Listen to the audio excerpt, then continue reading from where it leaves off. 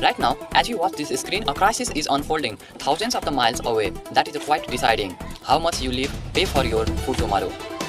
It determines whether your family saving will survive the month and whether the millions of the workers across the South Asia will lose their livelihood overnight. We have officially hit a day 100 of the US-Iran war, a conflict that many hoped would be short-lived has instead ground into a brutal, unpredictable war of attrition. Just an hour ago, US Central Command confirmed American force shot down multiple explosive attacks drones over the vital Straits of Hormuz.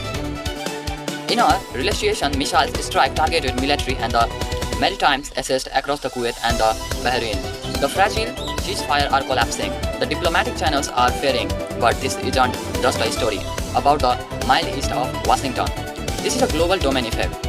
If you live in a country like India, Nepal, Bangladesh, China, or the United States, the shockwave of a day 100 are heading directly for your doorsteps. Here is the hidden truth behind the news headlines and why the next 48 hours will change everything. The choke point.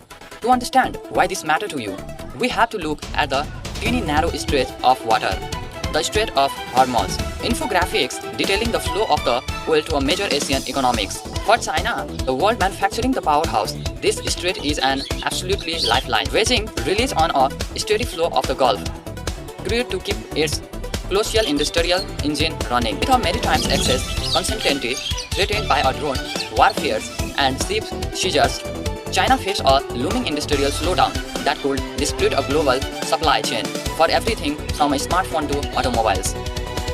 Meanwhile, inside the United States, the political stakes have reached a boiling point. The war is facing historic unpopularity at home. Recent intelligence leak even suggests counterintelligence friction between the US and its regional allies over the handling of sacred peace talks. For the administration, every drone shot down over the Gulf isn't just a military action. It is a massive political liability that threatens a domestic economic stability ahead of the critical policy decisions. For the most vulnerable victims of these 100-day milestones aren't even the one fighting. They are the families of South Asia. Consider India and Bangladesh. When the global oil price surges due to the conflict in the Gulf, it creates an immediate inflammatory chain reactions.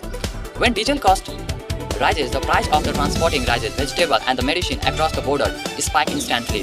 For millions of people already living on the high budgets, this means a direct threat to a basic food security. And then there is Nepal. Nepal doesn't import its oil directly from the Gulf.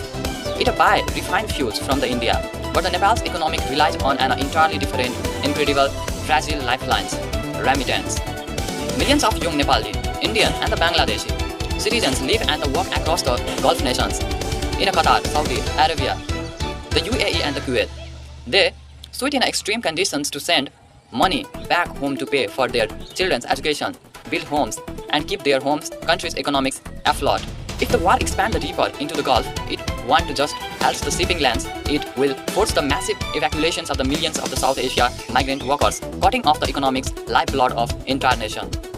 With the Kuwait and Bahrain hit by retaliatory fires this weekend, that a nightmare scenario is no longer just a distant possibility.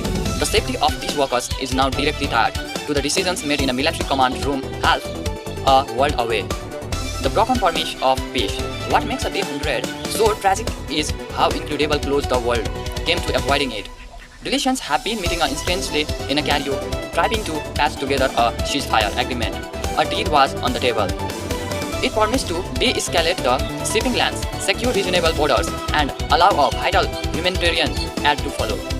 But instead of the signature, the world wake up to the sounds of the explosion. Both sides are playing a dangerous game of brinkmanship, using the tactical strike to force a better hands at the negotiable table, while ordinary citizens pay the ultimate price for the new world disorder. So the critical question is, we live in an era where walls can no longer protect us from a global shock. A conflict in the desert sands of the Middle East travel down the shipping lanes, through the stock market and the land right on your dinner table in the form of higher price and the deep uncertainty. So day 100 is a soul-man's reminders that in the globalized world, peace isn't luxury, it is a necessity for survival. As the ceasefire talks continue to hang by a thread in a Cairo, the world watches with bated breath. Will leadership choose the path of the economic sanity and human preservation, or will we see a day 200, day 300, and a global economics process? Who says fast the point of no return? What do you think? How are the rising costs affecting your daily life? Where you live right now? Let me know in the comment below. Don't forget to like, subscribe and share this video to keep people informed with the real verified information. Stay safe and see you in the next breakdowns. Thank you.